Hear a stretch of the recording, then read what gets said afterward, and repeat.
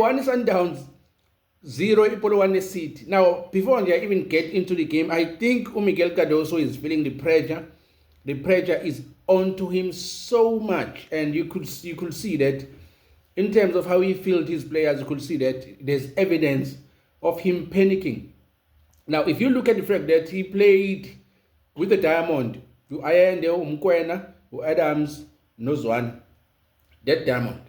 But then up front, he had Reyners, no Shalulile. Now, that is a let off, because these Diamonds need to feed off of an upfront man who is very, very good at holding the play, and also who is very, very mobile should Amalukunja and midfielders are coming with a move.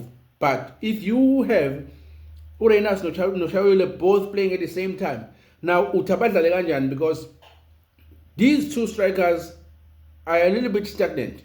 Now they need to feed off of the players that are coming off the ball, or the only way that you can use them to their best abilities is to make sure that you whip in those crosses and you want them to attack the ball and score, or whether it's an aerial ball or a pass as a pass, no matter cut back, or a cross that is good enough that all that they need to do is just to punish. Or if they are playing facing their own goal, then it's a wall pass. That's all that you can get. You cannot expect, especially Ushaluli, you cannot expect Ushaluli to receive the ball and turn. They have turns or the opening up and actually attack the goal.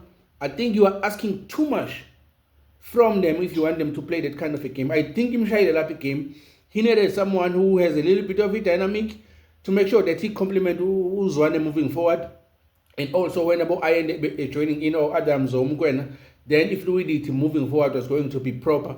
On the other end, if you look at Maful Pekwab, I think that were the players that he was hoping to overload using them, because you could see that in most cases he stretches Undamane to cover for Modiba and Cubido to cover for Modao, and then drop back either Mkwena or Jillian Adams to actually be a number 5 or a central defending or a central defender with Williams, having Undamane no Cubido as slightly out wide as the quarterbacks to actually make sure that they provide either Mudau or Modiba on the other end. But when you look at the upfront, I think you could see that it's evident because he is nervous and he is feeling the pressure. And if he is going to continue with the 4 remaining games, feeling the pressure as he is showing right now, he might slip this one. He might slip this one because right now Sundowns is on comfortable position, is on number 1 on the log, 2 points ahead of Orlando Pirates, and the only way Sundowns is going to not win this league is if they drop 2 points. They want to win the league. They need to make sure that they do not drop 2 points because they are leading Orlando Pirates with 2 points, and once they drop the 2 points, I think it's over. Should the Pirates win all their games, Sundowns right now, the 4 remaining games, they need to collect a total of 12 points. Also, their competitors, they need to do the same thing. Now, let's come back to a game. Approach Polokwane City with 4-4-2. They were congesting the middle, making sure that they do not give Sundowns space and time on the ball in the middle. They did not want to allow them to break them on the middle, which worked very, very well in the first half, forcing Sundowns to play out wide using Umudau or Modiba, which was always going to play into their favor, because I think Umatulu is very, very good in anticipating those balls and actually making sure that he tracks the runner to deny them those crosses that are coming into the box. And in the first half, I don't really remember crosses coming on the side of Modiba because Umatulu is that good. But on the other end, it was the same thing. I think Kele Plapaya and Onkoya did very, very well to make sure that they contain Umudao not to actually find those spaces and whipping those crosses. So, all in all, in the first half, I think strategy say Polokwane worked very, very well.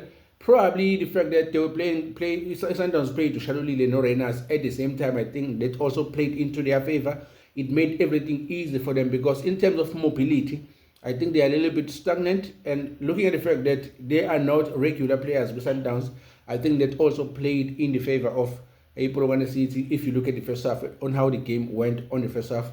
But on the second half, I think that's where things started to get interesting.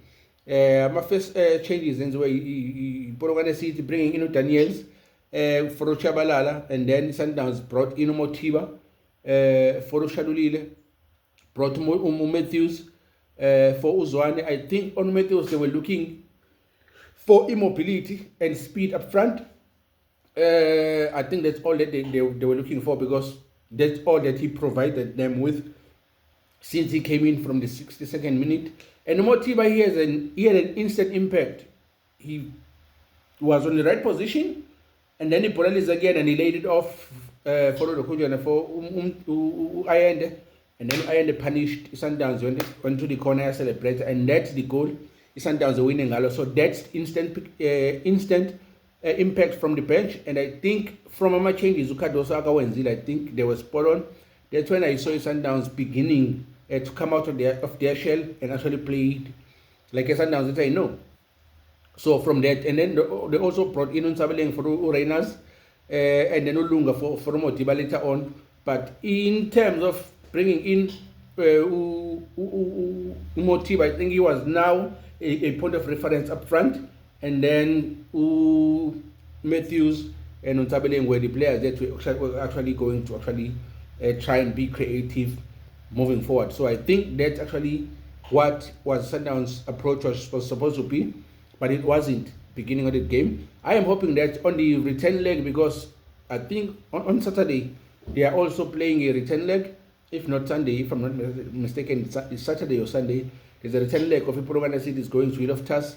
I'm hoping that Mikel Cardoso will have one of his nerves, because if he continue with being nervous as he is, he's going to cost the Sundowns this Betway Premiership, not only Betway Premiership and also the CAF Champions League. So he need to make sure that he come out of his nerves and actually be sober-minded to ensure that he make the right decision in terms of filling his players and also apply the correct strategy on winning these games. I understand that maybe he wanted to whip in those crosses using Umutao and Motiba to try and find Ushalulile and the runners to actually attack those balls, but it didn't work, because I think Polokwane City was very, very superb in terms of their defense. So from the 76th minute to the 90th minute, Polokwane City began to actually take the game to Sundowns, and you could see that anytime anything can happen, because they were so aggressive, pushing Sundowns way, way back against their own goal. But I think on the final third, some of the decisions Polokwane City let them down. On the other hand, Sundowns got a penalty, and Motiba stepped up to take the penalty and fumbled Epanenka. So we are not speaking about Epanenka that he fumbled, because Sundowns ended up winning the game. But had Polokwane City came into the game and equalized, then I think it would have been a flop of the season, that Epanenka by Ulebo Motiba. By the way, congratulations to Masandawan. They are on top of the league. We are hoping to see the league continue being this interesting until the last game of the season. Thank you. This is Nevertheless Commentaries. I'm your host, Simon of Zone Sports. I'm going to net the Black Italian himself. From Italy, I'm saying a pronto piacere.